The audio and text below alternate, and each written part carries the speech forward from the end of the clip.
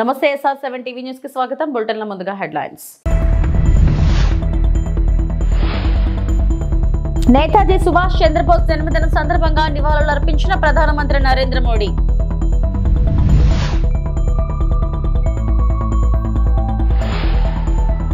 Davos లో మూడో రోజు సీఎం చంద్రబాబు మరియు మంత్రివర్గ భేటీ. ప్రధాని నరేంద్ర మోడీ గురువారం నేతాజీ సుభాష్ చంద్రబోస్ జయంతి సందర్భంగా ఆయనకు నివాళులు అర్పించారు. ఆయన ఆదర్శాలు మరియు భారతదేశ స్వాతంత్ర్యం పట్ల అచంచలమైన అంకితభావం మనకు స్ఫూర్తినిస్తూనే ఉన్నాయన్నారు. నేతాజీ సుభాష్ చంద్రబోస్ జయంతిని పరాక్రమ్ దివస్ గా జరుపుకునే సందర్భంగా ప్రధాని మోడీ మాట్లాడుతూ ఈ రోజు నేతాజీ సుభాష్ చంద్రబోస్ జయంతి సందర్భంగా దేశం మొత్తం ఆయన్ను గౌరవప్రదంగా స్మరించుకుంటుందని అన్నారు. नेताजी सुभाष चंद्र बोस की जन्म जयंती के इस पावन अवसर पर पूरा देश श्रद्धापूर्वक उन्हें याद कर रहा है। मैं नेताजी सुभाष बाबू को श्रद्धापूर्वक नमन करता हूं। इस वर्ष के पराक्रम दिवस का भव्य उत्सव नेताजी की जन्मभूमि पर हो रहा है। मैं ओडिशा की जनता को, ओडिशा सरकार को इसके लिए बहुत बहुत बधाई देता हूं।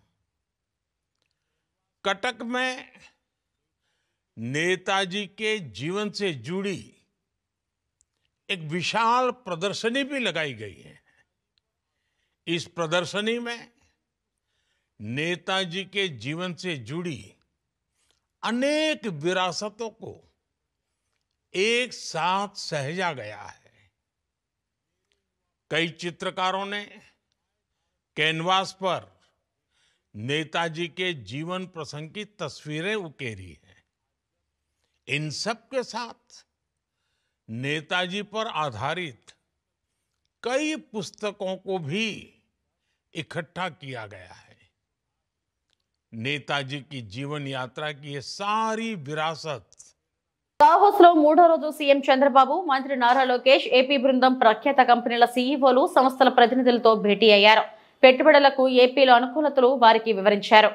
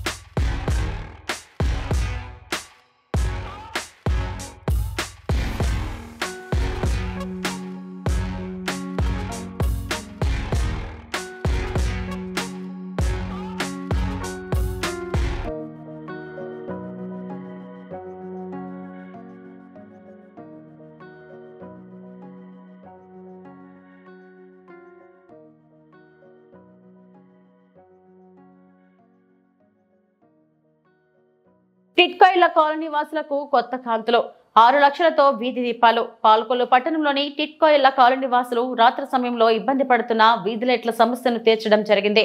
6 లక్షల రూపాయలతో కాలనీ ప్రధాన ముఖద్వారం నుంచి సాయిబాబా గుడి వరకు వీధి లైట్లను కాలనీ వాసులతో కలిసి ఏర్పాటు చేసి ప్రారంభించడం జరిగింది అని మంత్రి నిమ్మల రామానాయుడు తెలిపారు.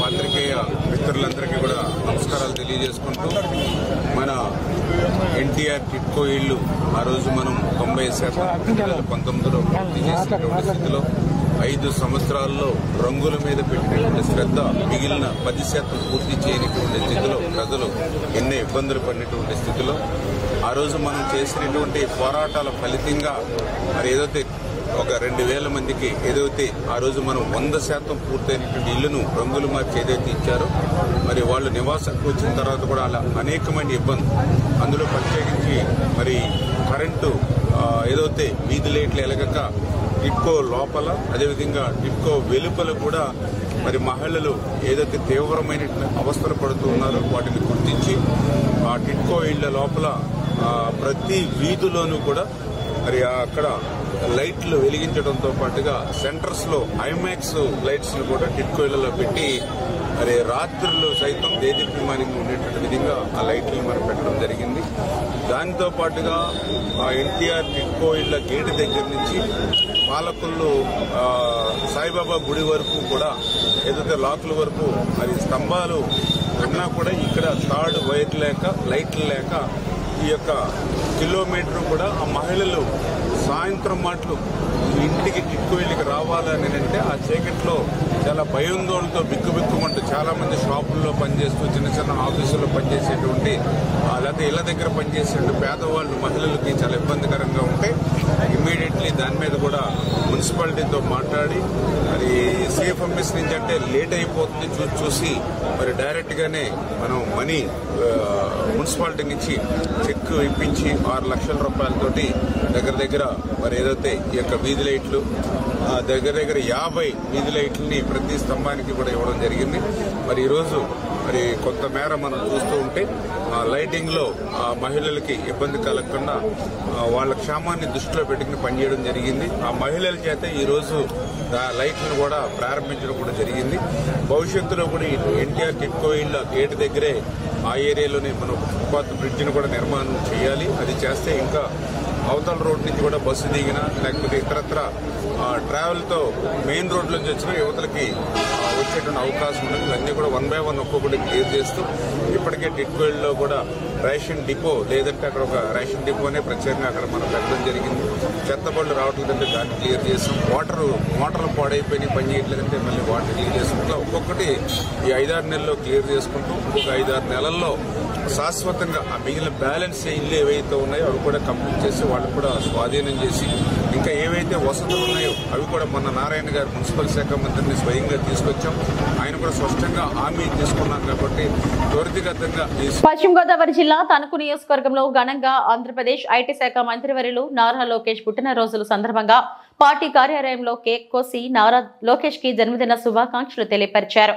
ఈ సందర్భంగా శాసనసభ్యులు ఆర్మిల్లి రాధాకృష్ణ మాట్లాడుతూ నారా లోకేష్ పుట్టినరోజు సందర్భంగా నేను తణుకు పట్టణ ప్రజలు మరియు కూటమి నాయకులు అందరూ కూడా ఆయనకి జన్మదిన శుభాకాంక్షలు తెలిపారని అన్నారు.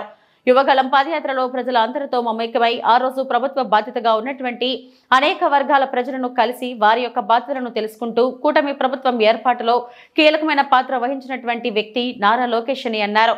యువగళం పాదయాత్రలో అనేక వర్గాలకు చేరువై మంగళగిరి నుంచి అత్యధికమైన మెజారిటీతో తెలుగుదేశం ఎప్పుడు గెలవని ప్రదేశం మంగళగిరి నుంచి అత్యధికమైన మెజారిటీతో గెలిచి అక్కడ ప్రజలు మన్ననలు పొందడమే కాకుండా రాష్ట్ర వ్యాప్తంగా కూడా కూటమి ప్రభుత్వం ఏర్పడడానికి యువగళం పాదయాత్ర ద్వారా చేసినటువంటి కృషి మనందరికీ తెలిసిందేనని అన్నారు. కేవలం పరిపాలనే కాకుండా పార్టీ కార్యకర్తల సంక్షేమం కోసం కూడా కృషి చేస్తున్నటువంటి వ్యక్తి నారా లోకేష్ అని కొనియాడారు.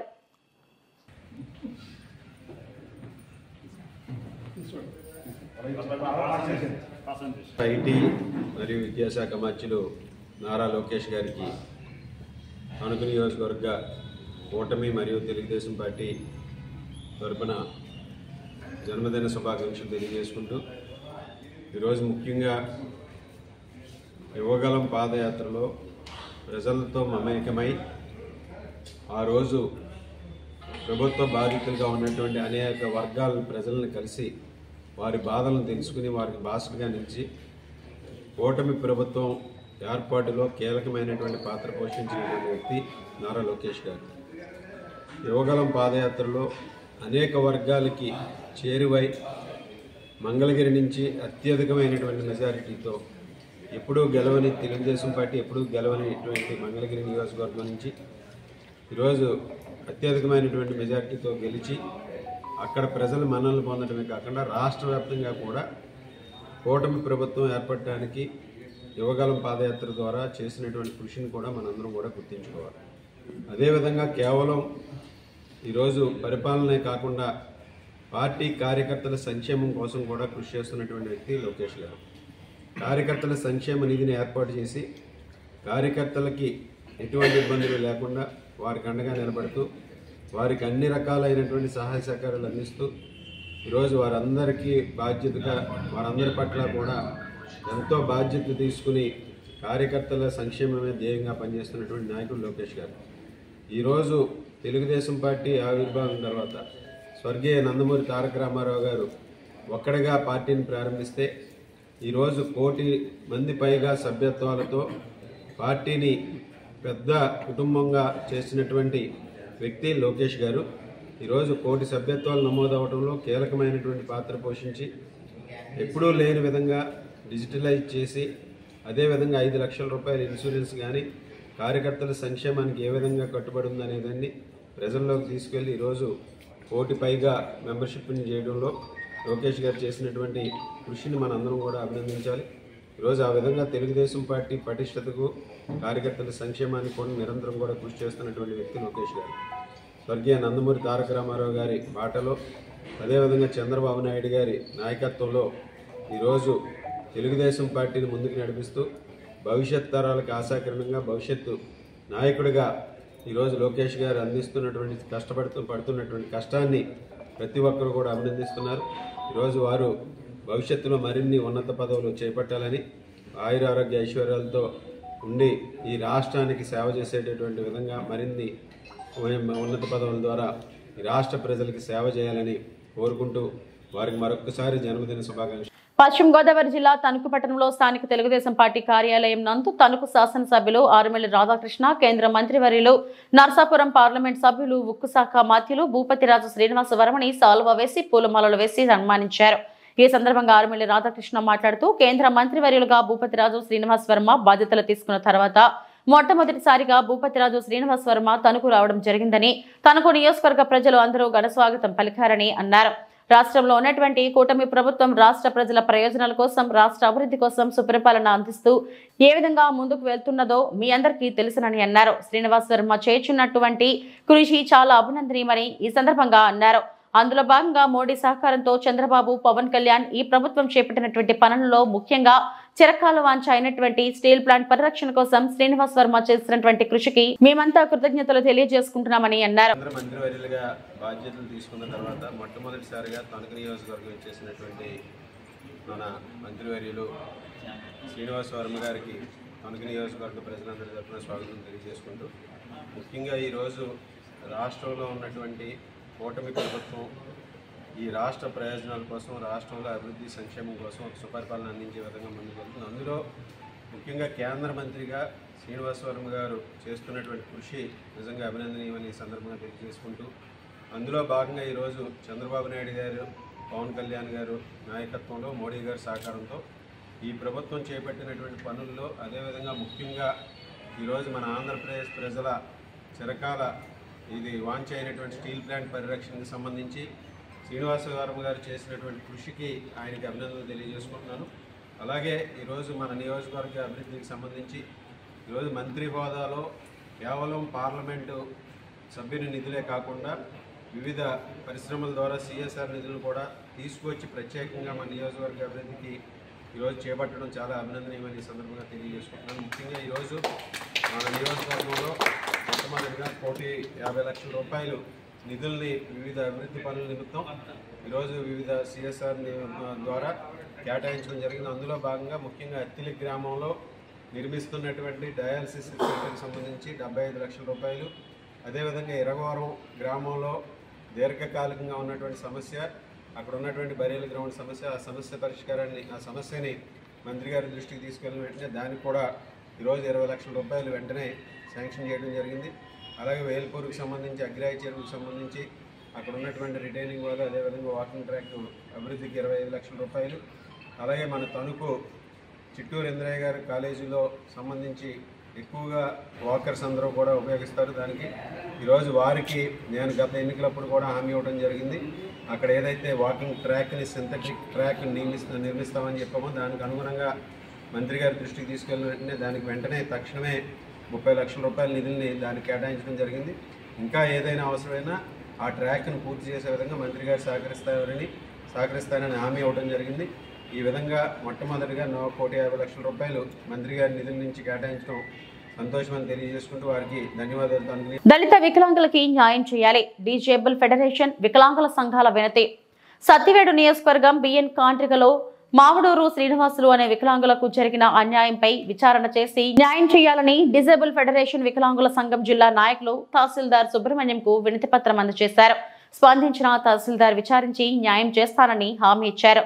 అనంతరం వారు మాట్లాడుతూ గత 35 సంవత్సరాలుగా దివ్యాంగుడైన శ్రీనివాసులు బిఎన్ కంట్రిగా బస్టాండ్ సమీపంలో చేపల దుకాణం పెట్టుకుని జీవనం సాగిస్తున్నాడు. గత కొంతకాలంగా అనారోగ్యం సమస్యతో దుకాణం నడపలేని పరిస్థితి నెలకొంది. ఇదే అదనంగా భావి అగ్ర కులానికి చెందిన వ్యక్తి వికలాంగులైన శ్రీనివాసులకి చెందిన ఆ స్థలాన్ని ఆక్రమించుకోవాలనే ప్రయత్నంలో భాగంగా శ్రీనివాసులు తమ్ముడైన వెంకటకృష్ణయ్యను శ్రీనివాసులపై దౌర్జన్యం దిగేలా పురుగొల్పారని, ఆ ప్రయత్నంలో భాగంగా వెంకటకృష్ణయ్య దివ్యాంగుడైన అన్న శ్రీనివాసులపై దాడి చేసి అసభ్య పదజాలంతో దూషించడంతో మానసికంగా అనారోగ్యం పాలయ్యాడు. తమ్ముడు ఆగడాలను భరించలేక వికలాంగుడైన శ్రీనివాసులు స్థానిక పోలీస్ స్టేషన్లో ఫిర్యాదు చేయడం జరిగింది. స్పందించిన పోలీసులు వెంకటకృష్ణయ్యపై కేసు నమోదు చేసినట్లు పోలీసులు తెలిపారన్నారు. కార్యక్రమంలో రాష్ట్ర ప్రధాన కార్యదర్శి కొండమరి సుబ్రహ్మణ్యం, జిల్లా అధ్యక్షులు జడపల్లి మురళీగౌడ్, జిల్లా ఉపాధ్యక్షులు బొర్రా శ్రీనివాసులు, మండల అధ్యక్షులు డి కృష్ణమజ్జు తదితరులు పాల్గొన్నారు.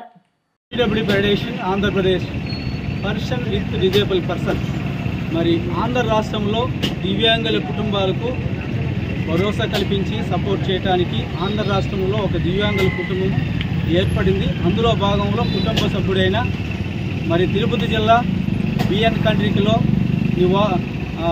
ఎస్సీ కాలనీలో నివాసం ఉంటున్న శ్రీనివాస గారికి జరిగిన అన్యాయపరమై మరి పీడబ్ల్యూ ఫెడరేషన్ తిరుపతి జిల్లా రాష్ట్ర నాయకులు, తిరుపతి జిల్లా నాయకులు కలుసుకొని మరి తన సమస్యను పరిష్కారం చేయడానికి మేమందరము గత 4 రోజులుగా అధికారులను సంధించి తన సమస్యను పరిష్కరించే దిశగా మేము అధికారులందరినీ స్పందించి మేము కంప్లీట్ చేయడం జరిగింది. గత 30 సంవత్సరాలుగా ఇదే ప్లేస్లో అతను జీవనోపాధి కల్పించుకొని జీవనోపాధి కొరకు జీవిస్తున్న ఒక వికలాంగుణ్ణి టార్గెట్ చేసి కొంతమంది వ్యక్తులు అన్నదమ్ముల మధ్యలో చిచ్చు పెట్టి వేరే వాళ్ళు వస్తే ఇబ్బంది అవుతుందనే ఉద్దేశంతో ఒక అన్నదమ్ముని రెచ్చగొట్టి అతని మీదకి గొడవ పంపించి అతని అనేక విధాలుగా మానసికంగా వ్యాపారం పెట్టుకొని ఇక్కడ జీవనోపాధి లేకుండా అతనికి ఏ ఇది లేకుండా భయభ్రాంతులు గురి చేసి అతను నానా విధాలకు ఇబ్బంది కలిగి చేస్తున్న తరుణంలో పీడబ్ల్యూ ఫెడరేషన్కు తెలియపరిచిన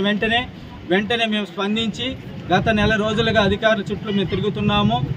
ఈ సబ్జెక్టును కరెక్ట్గా తీసుకొచ్చి గుడిపల్లి మండల కేంద్రంలో గ్రామసభ రసాభాసగా సాగింది. గుడిపల్లి గ్రామంలో గ్రామసభలో ఇటీవల చెప్పిన ఆత్మీయ రైతు భరోసా, ఇందిరమ్మ ఇండ్లు, రేషన్ కార్డులు, రైతు భరోసాకి దరఖాస్తు చేసుకున్న లబ్ధిదారులకు న్యాయం జరగలేదు.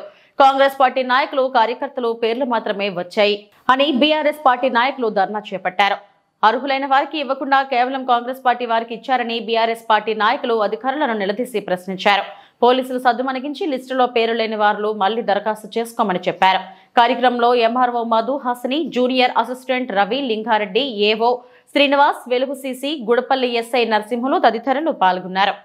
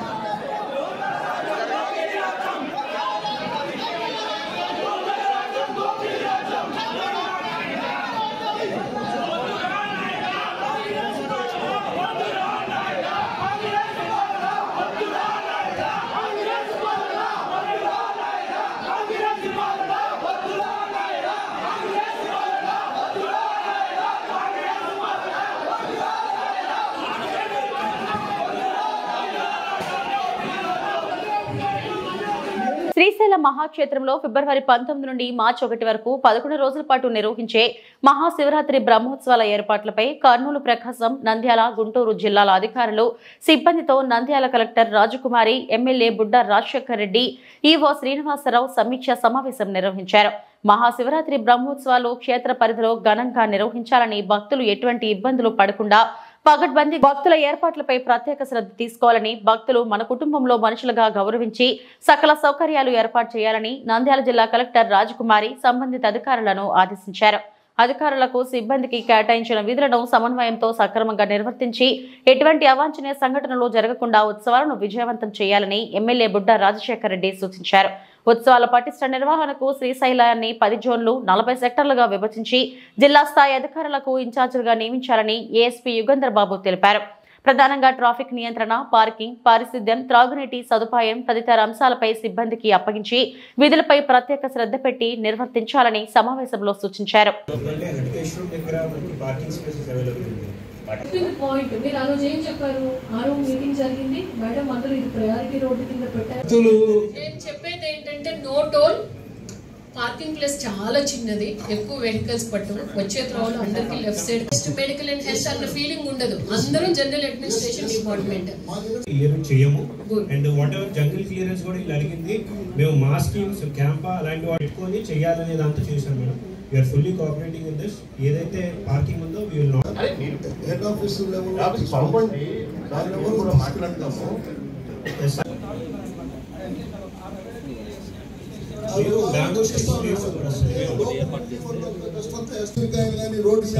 రోడ్డు మీద మన ఎమ్మెల్యే మనకు ఆత్మకూరు ఎందుకంటే హెవీ పాపులేషన్ అదే బ్లాక్స్ లో వస్తారు కాబట్టి అన్ని సపోర్ట్స్ మనకు కూడా ఉన్నాయి. బ్రహ్మాండంగా అరేంజ్ చేసుకుందాం. కానీ దేవస్థానం ఇందాక అన్నట్టు ఏదైనా డిపార్ట్మెంట్స్ అడిగినప్పుడు మీరు డిలే చేయకుండా ఇమ్మీడియట్గా యాక్షన్ ఉండాలి మీ సైడ్ నుంచి. ఎందుకంటే వాళ్ళందరూ ఇక్కడ దగ్గర 4 రోజులు 15 రోజులు 20 రోజులు వర్క్ చేయాలి. నా రిక్వెస్ట్ ఇంకోటి కూడా ఏంటంటే ఇక్కడ పనిచేసి ఎవరైతే డెప్యుటేషన్ అవుతారో ఇక్కడికి ఆఫీసర్స్ అందరికి మంచిగా దర్శనాలు ఇవ్వండి. ఎవరు బాధపడవద్దు.